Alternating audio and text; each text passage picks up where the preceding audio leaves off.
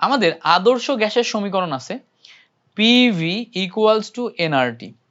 So আমরা এই ক্লাসটা দুইটা পার্টে ভাগ করব। পরের পার্টে আমরা আদর্শ গ্যাসের সমীকরণগুলো নিয়ে, বয়েল-চার্লস অ্যাভোগাড্রোর ফর্মুলাগুলো নিয়ে একটু কথাবার্তা বলবো। এই পার্টটাতে আমরা হচ্ছে ভ্যান ডার ওয়ালস সমীকরণ পর্যন্ত দেখি। সো ভ্যান ডার ওয়ালস সমীকরণে আমাদের পিভি ইকুয়ালস টু এনআরটি আছে। এইটা হচ্ছে আমার আদর্শ গ্যাসের সমীকরণ। বাট আদর্শ গ্যাসের সমীকরণ কখনো বাস্তবের মতো আচরণ করে না। তাহলে বাস্তবের মতো আচরণ করতে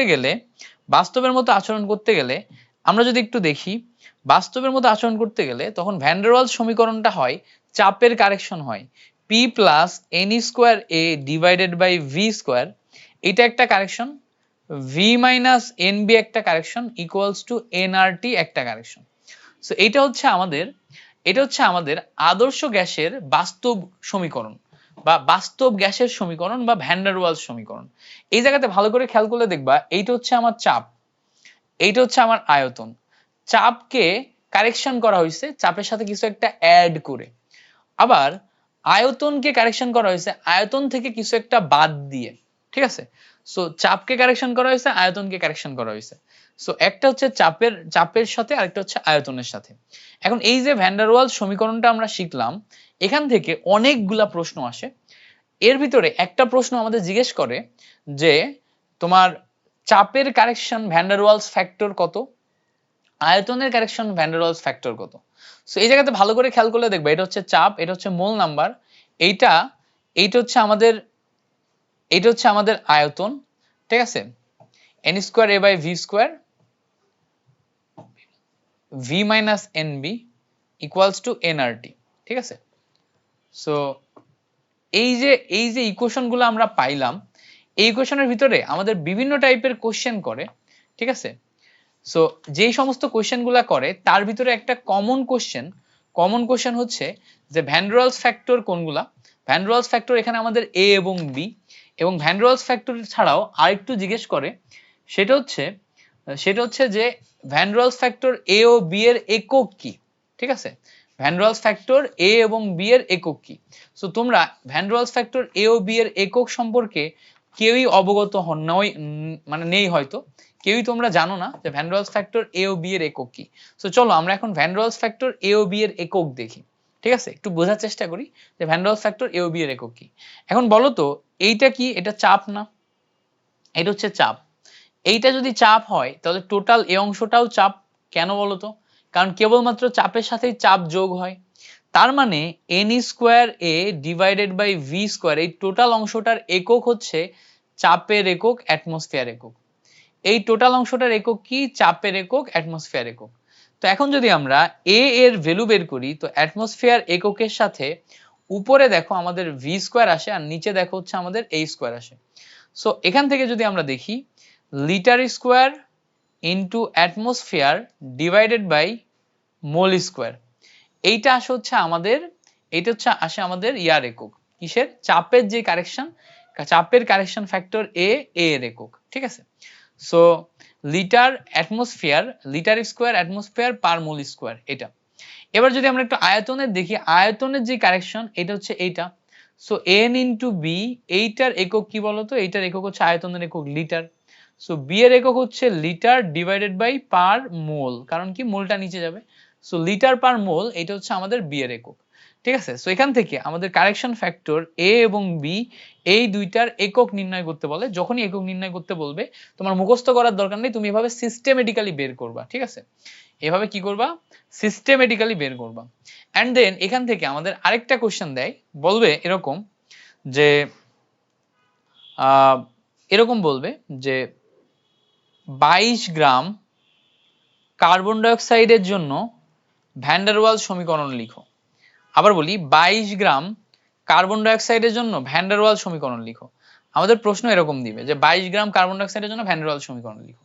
এখন আমরা জানি যে কোনো একটা ভ্যান ডার ওয়ালস সমীকরণ হচ্ছে p plus n square a divided by v square v minus n b equals to nRT. এটা হচ্ছে আমাদের basic van der Waals equation. এর ভিতরে আমাদের 22 গ্রামকে ইনপুট করা যায় শুধুমাত্র মোল নাম্বারের জায়গায়। So mole number n equals to আমরা জানি হচ্ছে w divided by m। w এর ভ্যালু কত? 22। m এর ভ্যালু কত? 44 আণবিক ভর। সেখানে কত আসে বলো তো? হাফ। সো আমরা এখন দেখতে পাচ্ছি যে p প্লাস n স্কোয়ার মানে হাফ এর স্কোয়ার মানে 1/4 a divided by v square then v minus half b equals to half RT। এইটা হচ্ছে আমাদের 22 গ্রাম কার্বন ডাইঅক্সাইডের জন্য van der Waal equation. So তো কখনো কখনো আমাদের এমসিকিউতে এরকম 22 গ্রাম কার্বন ডাইঅক্সাইডের জন্য ভ্যান ডার ওয়াল ইকুয়েশন বের করতে বলতে পারে। তুমি এখন আমাকে একটা হোমওয়ার্ক করে দাও, 7 গ্রাম নাইট্রোজেনের জন্য ভ্যান ডার ওয়ালস ইকুয়েশন লিখো। কি বললাম? 7 গ্রাম নাইট্রোজেনের জন্য ভ্যান ডার ওয়ালস ইকুয়েশন লিখো। পারবা তো? 7 গ্রাম নাইট্রোজেনের জন্য ভ্যান ডার ওয়ালস ইকুয়েশন লিখো। আরেকটা বের করবা কি দিব? আরেকটা হচ্ছে আচ্ছা দিতেছি। আরেকটা করবো হচ্ছে যে 10 গ্রাম কার্বন মনোঅক্সাইডের জন্য ভ্যান ডার ওয়ালস ইকুয়েশন লিখবা। 10 গ্রাম কার্বন মনোঅক্সাইডের জন্য। সো এগুলো আশা করি তুমি করে ফেলছো।